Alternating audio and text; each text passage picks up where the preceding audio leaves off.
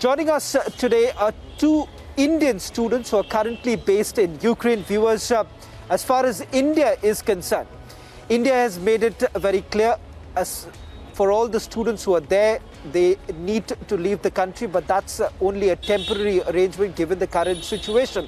But not to forget, several medical students are there. The numbers as far as the Indians are concerned is almost 15,000 Indians who are currently based in Ukraine. Aditi is joining us on this broadcast. Aditi, what's the situation like?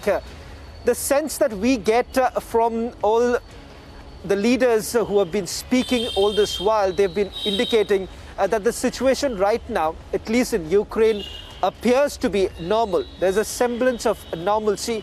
Give us a sense of what you are witnessing right now, the difficulties perhaps you may also be facing.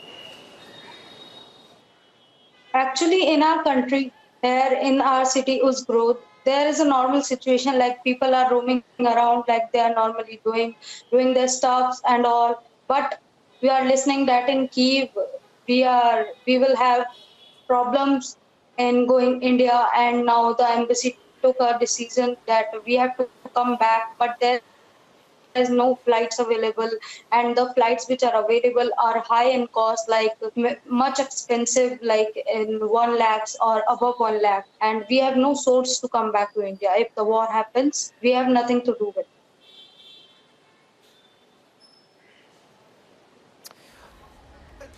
Let me also bring in Anjali, who's joining us this broadcast, and Aditi, I'll come back to you. I'll request you to stay on. Anjali, in terms of a communication with the Indian embassy, what is it like? Have you been able to connect with the Indian embassy? Are you receiving the necessary help that you need at this point in time?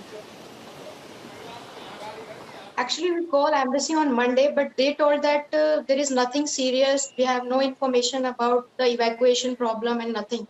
But on Tuesday morning, they posted the notice that you have to come or not. It's your opinion that you want to come or not. But now I don't think that what we have to do. We don't know. And only before 15 or 16 days, they posted that we have to fill a form in which we have to fill our city, our university and everything. But after this, we have no notice about this.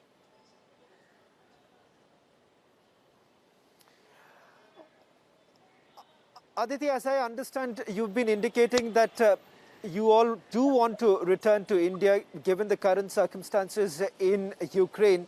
But the biggest impediment at this point in time is perhaps the air tickets. Yes.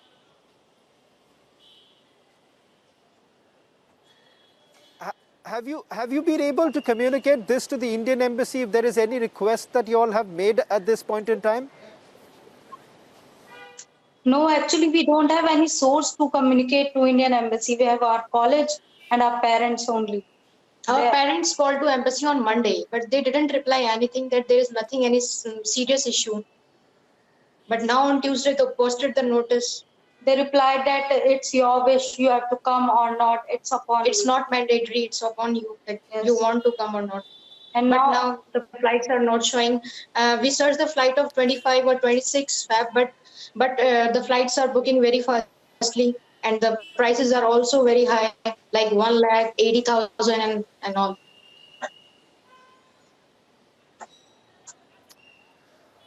Well, Aditi, we do stand with you in difficult times. We're hoping that the Indian authorities will also take cognizance of the difficulties that you're facing.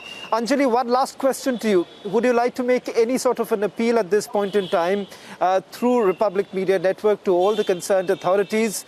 Because at the end of the day, your voice certainly matters. We can appeal only to Narendra Modi that please help us in that situation, and I can only say that.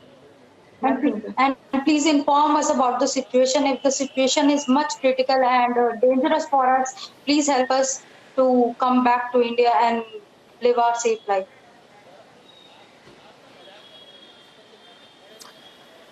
Well, I appreciate Anjali as well as Aditi for joining us in this broadcast. Stay safe.